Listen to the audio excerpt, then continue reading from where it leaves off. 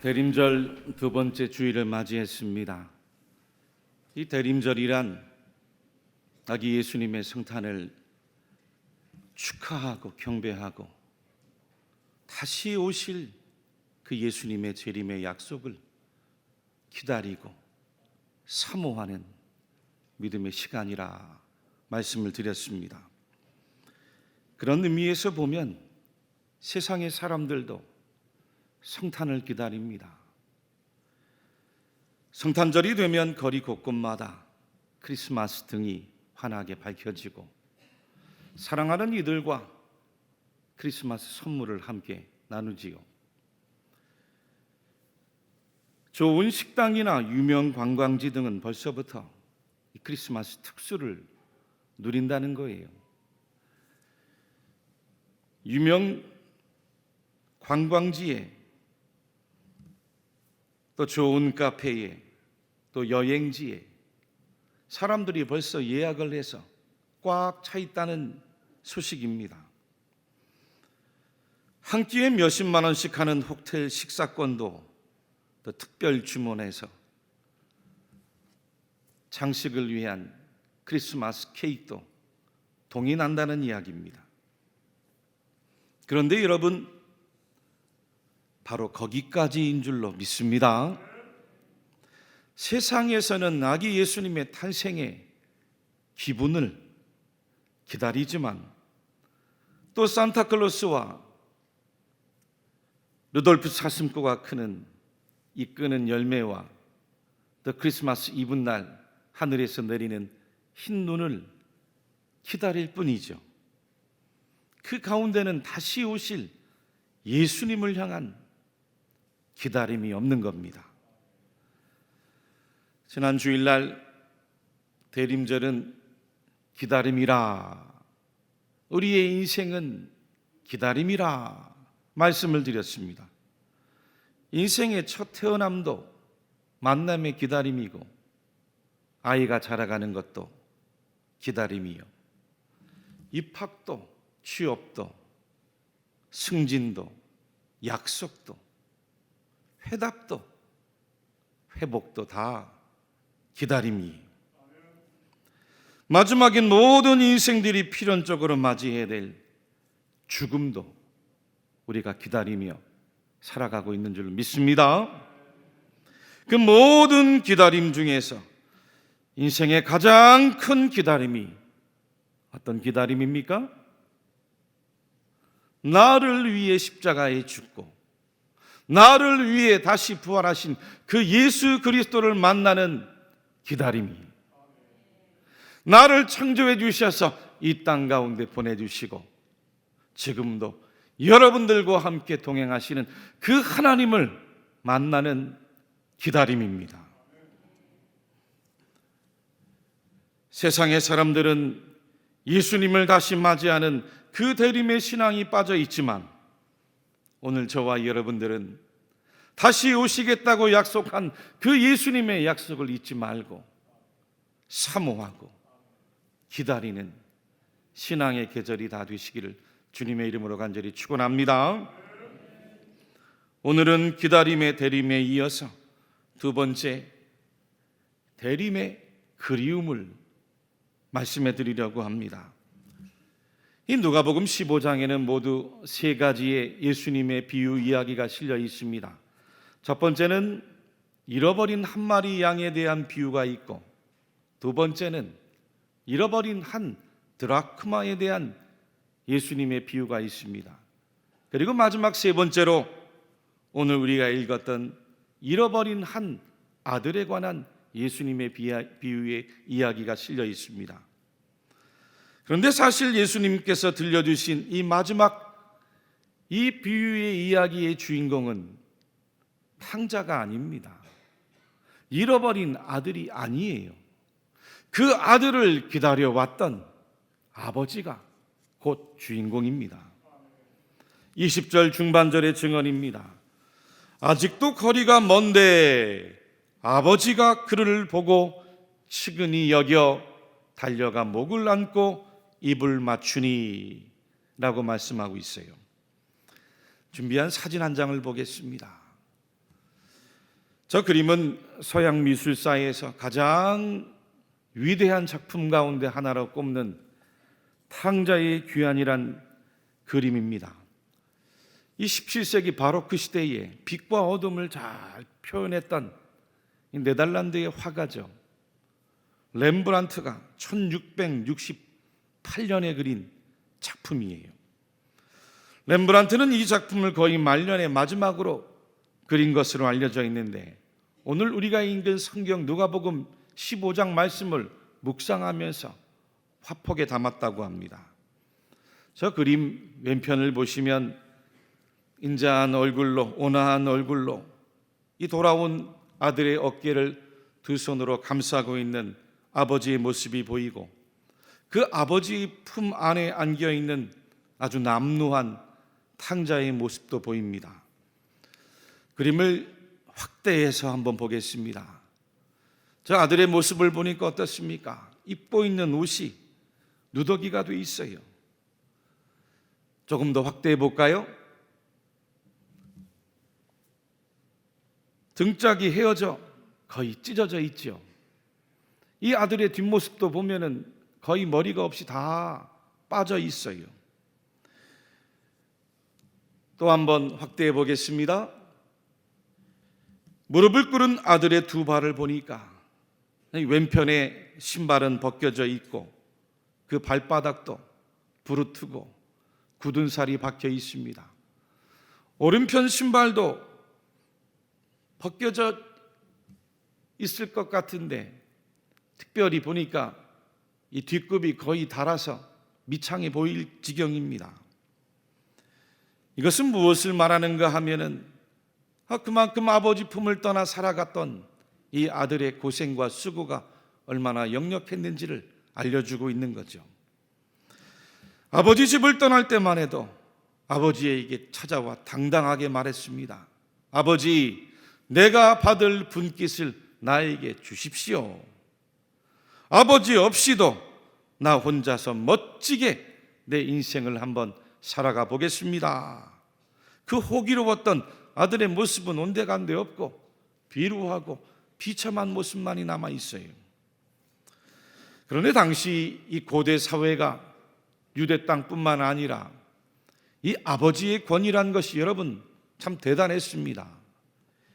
장자가 아닌 둘째가, 그것도 아버지가 생존해 있는데 찾아와서 나에게 받을 분깃을 요구하는 것은 그 자체가 불효입니다. 말이 안 되는 이야기예요. 아버지의 임종을 말하는 것과 같은 폐륜적인 이야기입니다.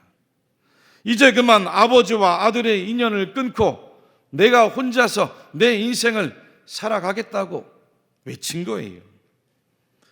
그런데 여러분, 아버지가 이 둘째 아들의 이야기를 어떻게 대해 주었습니까?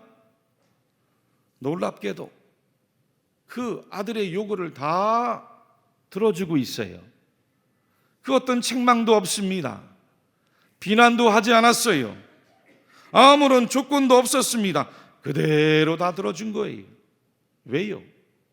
아들의 인격을 존중해 준 거죠. 아들의 생각을 존중해 주고 아들의 의지를 존중해 준 겁니다. 아들의 인생과 운명을 스스로 결정한 것에 대하여 있는 그대로의 모습으로 존중해 준 거예요. 그리고는 아버지가 어떻게 행동하고 있었어요? 오늘 성경에 보니까 아들을 기다리고 있습니다. 할렐루야. 우리 같으면 이처럼 무례하고 불효한 자식 더 이상 내 자녀로 취급하지도 않고 기다리지도 않고 찾지도 않을 겁니다. 내다버린 자식처럼 여기고 부자의 인연을 끊고 살아갔을 거예요. 그런데 이 아버지는 기다렸습니다. 그것도 어떻게 기다렸습니까? 20절 말씀에 보니까 아직도 거리가 먼데라고 있어요. 아직도 거리가 먼데. 이 거리가 멀었다는 것은 집으로부터 상당히 거리가 떨어져 있는 길 어귀에서 이 아버지가 매일 나와 기다리고 있었다는 뜻이에요. 아들이 이제나 올까 저제나 올까 아들을 기다리는 마음으로 그 먼 길에서 나와 아버지는 기다리고 있었어요. 그것도 아버지가 그를 보고 측은히 여겨 달려갔다고 했습니다. 저만치서 아들이 오는데 아들이 먼저 아버지를 본 게 아니라 아버지가 먼저 아들을 보았어요.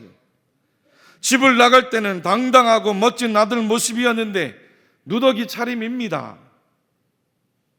아버지에게 받은 재산도 다 탕진해 버렸고 먹을 음식이 없어서 남의 집에 가 돼지를 치는 노예로, 그 돼지가 먹는 지엄 열매로 배우를 채우고 있었으니 얼마나 불쌍한 처지입니까? 마르고 변변치 않은 비참한 몰골이죠. 앙상한 몰골이.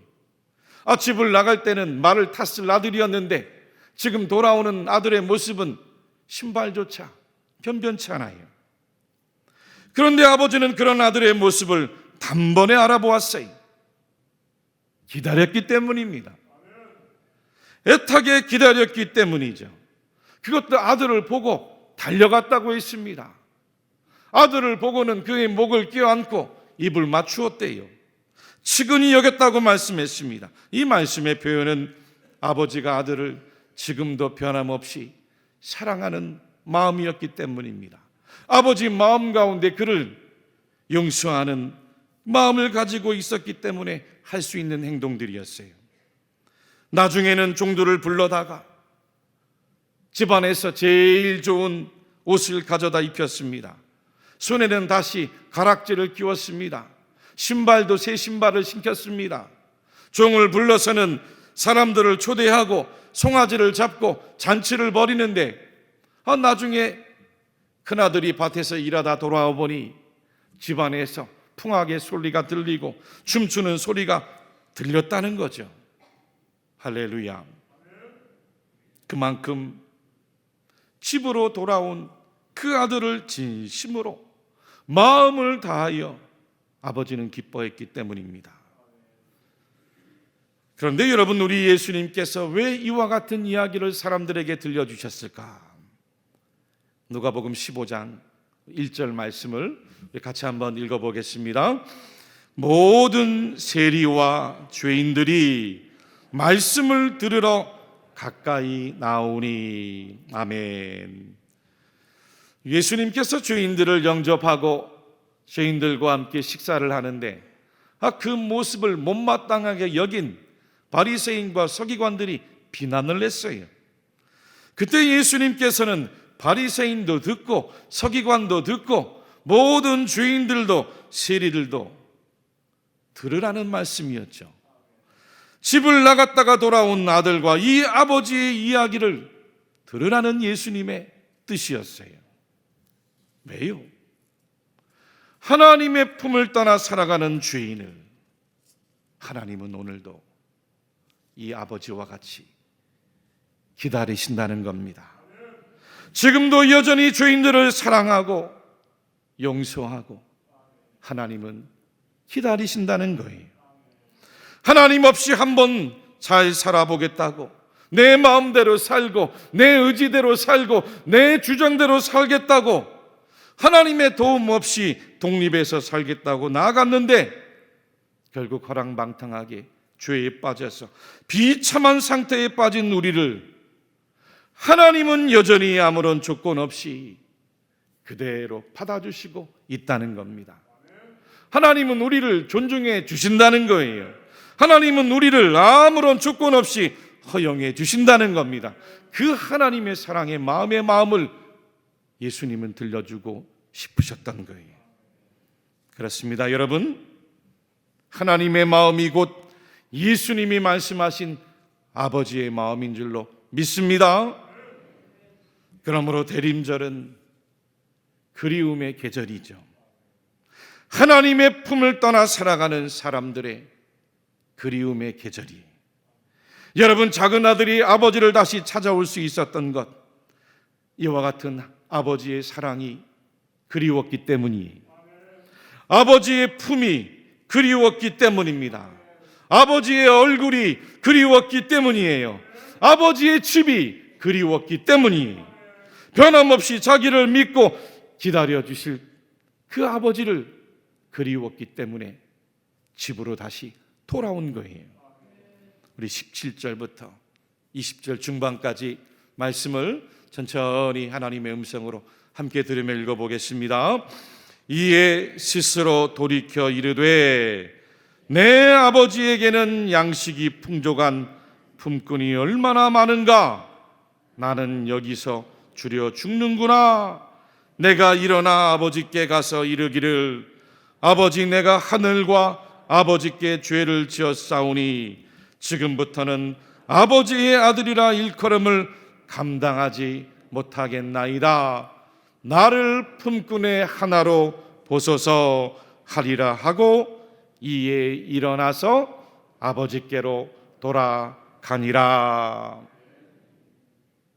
이에 일어나서 아버지께로 돌아가니라. 아버지께로 돌아가니라. 오늘날 왜 많은 현대인들이 그렇게 외로워하고 또 고독해하며 살아가고 있습니까? 과거보다는 분명히 물질이 풍요로운 시대에 옛날보다 더 행복해야 되는데 더 외롭답니다. 더 곤고하대요. 더 고독하다고. 아우성이 기술 문명이 발달하고 지식 정보 사회가 발달합니다. 이제는 AI 인공지능 시대가 도래해서 어린아이나 청년이나 어른들도 그 손안에 든 작은 핸드폰이 뭐라고, 앞으로는 모든 것을 통제하는 작은 컴퓨터가 되어간다는 거죠. 앞으로의 미래는 도로마다 운전자가 필요 없는 자율 운행 자동차가 다니는 시대라는 거예요. 모든 사물들이 컴퓨터로 다 초연결이 되는 시대를 맞이하고 있는데, 그래도 사람들 마음에는 여전히 외롭고 공허하다는 거예요. 오히려 마약하는 사람들이 더 늘어가고 있답니다. 오히려 생명을 끊고 자살하는 사람들이 더 증가하고 있대요. 사람들이 알코올 중독에 빠지고 게임 중독에 빠지고 인터넷 중독에 빠지고 성 중독에 빠지고 쇼핑 중독에 빠지고 외모를 바꾸어대는 성형 중독에 빠지고 일 중독에 빠지고 사람을 만나지 않고는 외로워서 견딜 수 없는 인간관계의 중독에 더 빠져들어간다는 거죠. 왜 그렇습니까? 인간의 본성이 하나님의 형상으로 지어졌기 때문입니다. 사람이 창조된 원래의 근본이 하나님께로부터 시작되었기 때문이에요. 하나님 없이는 다른 그 무엇으로는 절대로 사람의 그 마음의 빈자리를 채울 수가 없는 줄 믿으시기 바랍니다. 하나님 없는 마음은 그 무엇으로도 채울 수가 없고 공허해져 갈 수밖에 없는 거죠. 하나님 없이는 그 무엇으로 채우려 해도 마치 마시면 마실수록 갈증만 일으키는 바닷물과 같은 거죠. 창세기 1장 26절과 27절에 주님께서 말씀하셨습니다. 하나님이 이르시되 우리의 형상을 따라 우리의 모양대로 우리가 사람을 만들고, 하나님이 자기 형상 곧 하나님의 형상대로 사람을 창조하시되. 아멘. 창세기 2장 7절 말씀에는 여호와 하나님이 땅의 흙으로 사람을 지으시고 생기를 그 코에 불어넣으시니 사람이 생명이 되니라. 영적인 존재가 되니라. 영이신 하나님과 교제하는 사람이 되니라. 그럼에도 불구하고 하나님을 떠나 살아가는 수많은 인생들을 향하여 사도 바울은 로마서 1장 21절에서 23절에 다음과 같이 말씀을 전했답니다. 우리 로마서 말씀도 함께 같이 읽어보겠습니다. 시작. 하나님을 알되 하나님을 영화롭게도 아니하며 감사하지도 아니하고 오히려 그 생각이 허망하여지며 미련한 마음이 어두워졌나니 스스로 지혜 있다 하나 어리석게 되어 썩어지지 아니하는 하나님의 영광을 썩어질 사람과 새와 짐승과 기어다니는 동물 모양의 우상으로 바꾸었느니라. 무슨 뜻입니까? 사람들이 왜 어떤 특정 행위나 사물에 그 병적인 중독 증상을 일으키며 살아가고 우상에게 집착하고 빠져 살아가고 있는지 그 이유를 우리에게 가르쳐 주시는 거예요. 한마디로 그립기 때문입니다. 하나님이 그립기 때문이에요. 하나님의 사랑이 그립습니다. 하나님의 품 안이 그리운 거예요. 하나님의 사랑이 그리운 겁니다. 나를 만드신 그 하나님의 음성이 그리운 거예요. 하나님의 자리가 그립습니다. 하나님의 존재가 그리운 거예요. 하나님과 신비스러운 교제와 사귐이 그립고 하나님과의 성스러운 그 영적인 갈망이 그리운데 그 자리를 대신해서 다른 것으로 아무리 채우고 채우려 해보아도 아무리 발버둥을 쳐보아도 오히려 그 영혼, 그 심령이 더 외롭고 공허하고 고독해져 가는 거죠. 이것을 가리켜서 초대교회의 위대한 교부였던 아우구스티누스는 고백록에서 다음과 같이 증언했습니다. 나의 하나님, 당신 안에서 쉬기까지 우리 마음은 참된 안식이 없나이다. 인간 본성에 대한 참된 실존을 잘 묘사하고 고백했습니다. 그렇습니다. 성도 여러분, 오늘 본문에도 보니까 예수님께서 들려주시는 그 마지막 둘째 아들의 고백이 무엇인지 아십니까? 17절 말씀에 이에 스스로 돌이켜 이르되 내 아버지에게는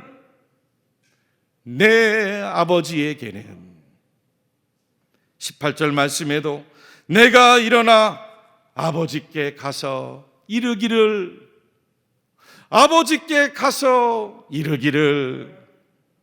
20절에도 이에 일어나서 아버지께로 돌아가니라.